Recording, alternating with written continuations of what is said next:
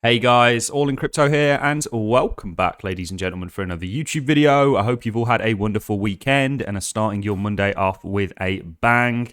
Happy Monday, everybody. I hope you've all had a great day so far. Today, we're going to be diving into our daily cryptocurrency market update, and I've got a few really interesting things to share with you in this video. We're going to be looking at Bitcoin, looking at Ethereum, looking at Cardano, looking at the overall market.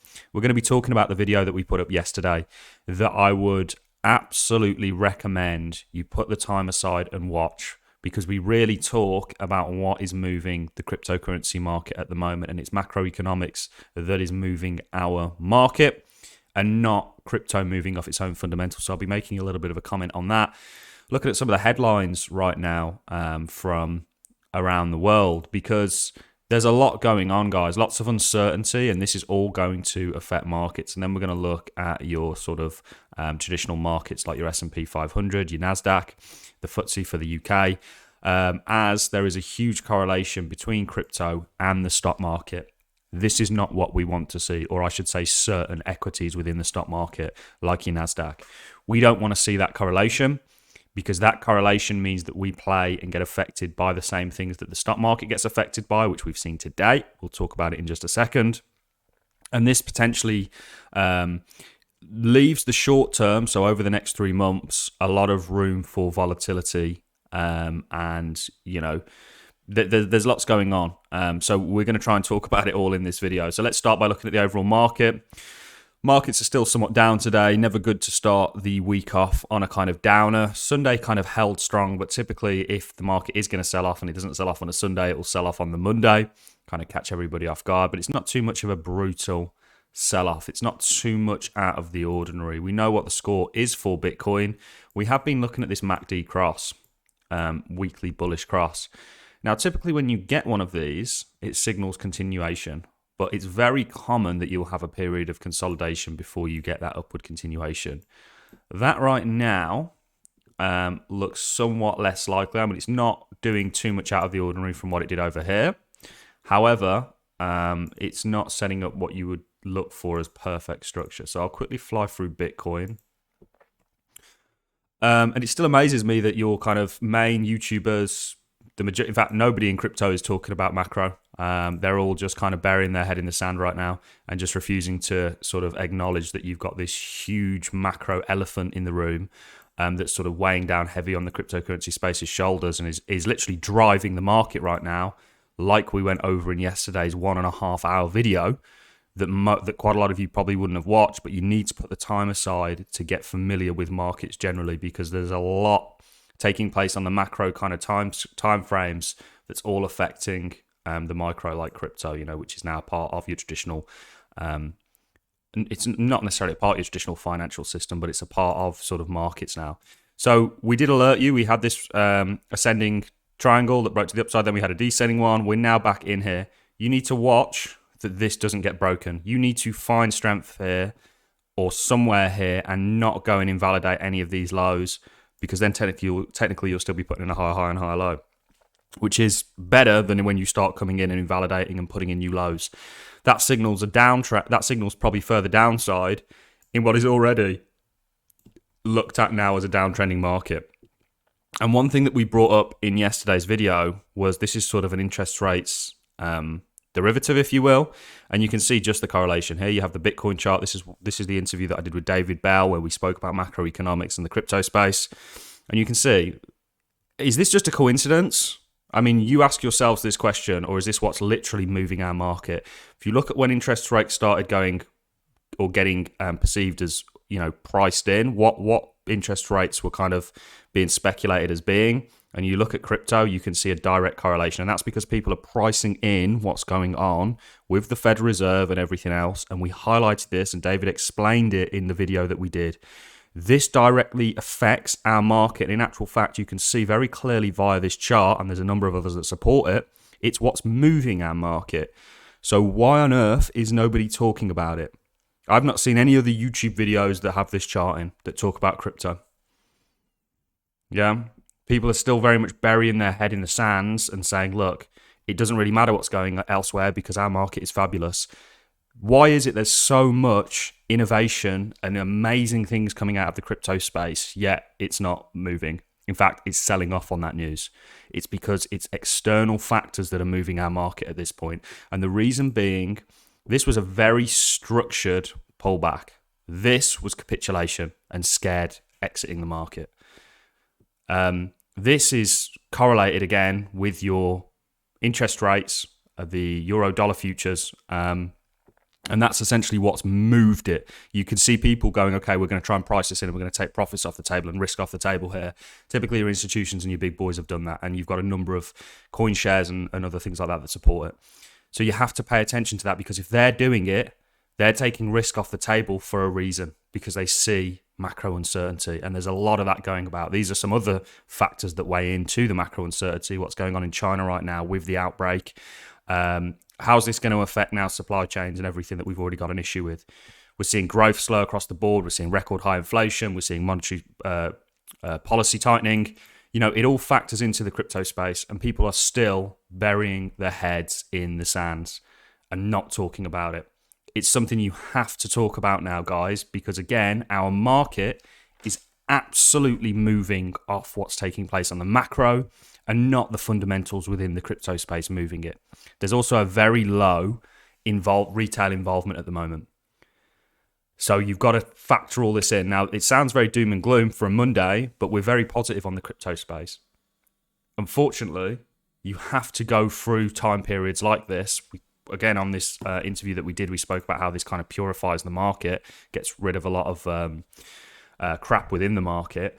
But, you know, you are going to come out the other side of it, because the Fed are only going up now and tightening to rebut all that. You know, it is the great inflation, you know, and if crypto, and there is real value within crypto, but that in a period like this, you know, doesn't quite shine. What shines is the kind of macro downer, if that makes sense, and that there's going to be a kind of other end of that coming. And I think that's going to come this year. I think crypto is going to probably go and continue higher this year.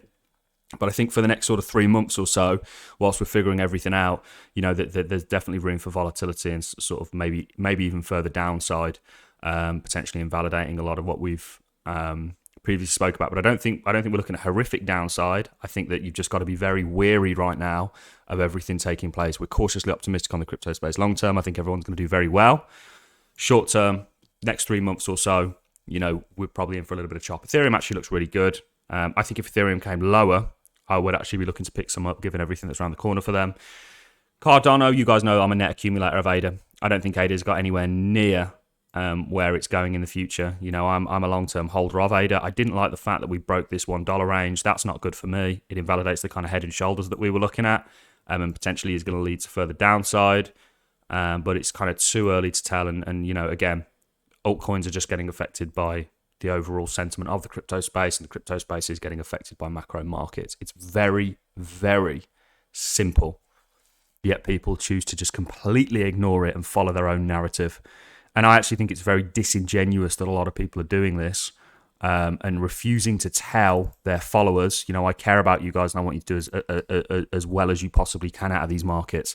And I think the way that you're going to do well is if you're well informed and you listen to somebody who actually, you know, knows what's going on. And hopefully what I'm doing in these videos is showing you that that's the case. We've got some fantastic mates of mine coming on the show who are the real deal.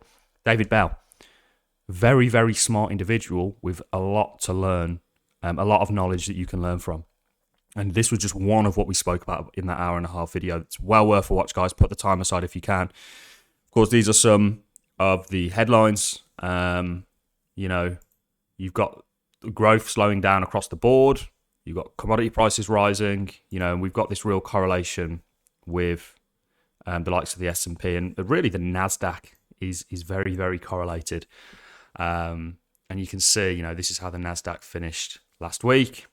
It's going to be very interesting to see how it opens today. Of course, your Nasdaq and S&P aren't open and haven't opened yet. Sorry, your FTSE has, and that's sort of on a bit of a red candle. But your FTSE's almost a bit of a pariah. It went out to actually make new all-time highs. But is this potentially a double top for your FTSE?